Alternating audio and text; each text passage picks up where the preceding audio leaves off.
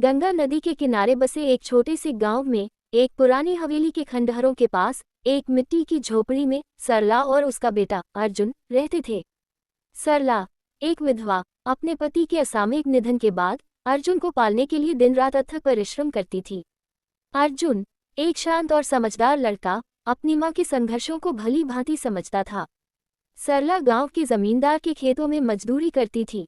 सुबह से शाम तक वह धूप और बारिश की परवाह किए बिना काम करती थी ताकि अर्जुन को अच्छी शिक्षा और भोजन मिल सके। अर्जुन गांव के सरकारी स्कूल में पढ़ता था और हमेशा अपनी कक्षा में प्रथम आता था। उसकी बुद्धिमत्ता और लगन ने सभी शिक्षकों को प्रभावित किया था। एक दिन गांव में एक शिक्षा शिविर का आयोजन हुआ। शहर के कुछ प्रतिष्ठित शिक्षकों ने शिविर में भाग लिया और अर्जुन की प्रतिभा को देखकर वे बहुत प्रभावित हुए। उन्होंने सरला को सुझाव दिया कि वह अर्जुन को शहर के किसी अच्छे स्कूल में भेजिए ताकि वह उच्च शिक्षा प्राप्त कर सके। सरला के लिए यह एक कठिन निर्णय था। शहर में रहने और पढ़ाई का खर्च उठाना उसके लिए असंभव था। लेकिन अर्जुन के भविष्य के लिए उसने अपनी सारी जमा पूंजी और कुछ गहने बेच दिए। उसने गांव के एक परिचित व्यक्ति से कुछ पैसे उधार लिए और अर्जुन को शहर भेज दिया। शहर में अर्जुन ने एक छोटे से किराए के कमरे में रहना शुरू किया। उसने एक स्थानीय रेस्तरां में अंशकालिक नौकरी भी की ताकि वह अपने खर्चों का ध्यान रख सके। वह दिन में स्कूल जाता और रात में रेस्तरां में काम करता। उसकी मेहनत और लगन ने उसे शहर के सबसे प्रतिष्ठित स्कूलों में से एक में प्रवेश दिलाया। अर्जुन ने अपनी पढ़ाई में उत्कृष्ट प्रदर्शन किया। उसने विज्ञान और गणित में विशेष रुचि दिखाई।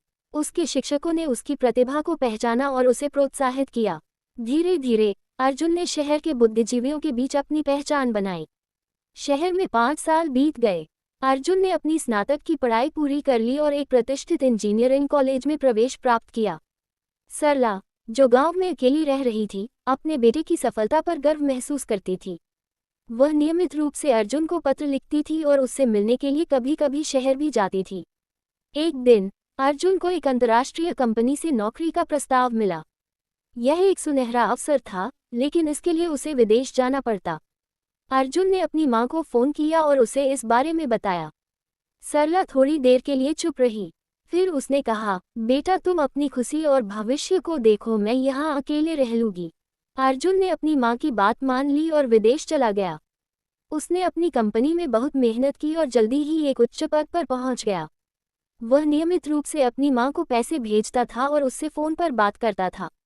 लेकिन समय के साथ अर्जुन की व्यस्तता बढ़ती गई। वह अपनी मां को कम समय दे पाता था। सरला को अकेलापन महसूस होने लगा। उसे अपने बेटे की याद सताती थी। एक दिन सरला को एक गंभीर बीमारी हो गई। गांव के डॉक्टर ने उसे शहर के एक बड़े अस्पताल में भर्ती कराने की सलाह दी। गांव के लोगों ने अर्जुन को फोन किया और उसे अपनी मां की बीमारी के बारे में बताया। अर्जुन तुरंत भारत लौट आया। उसने अपनी मां को अस्पताल में भर्ती कराया और उसकी देखभाल करने लगा।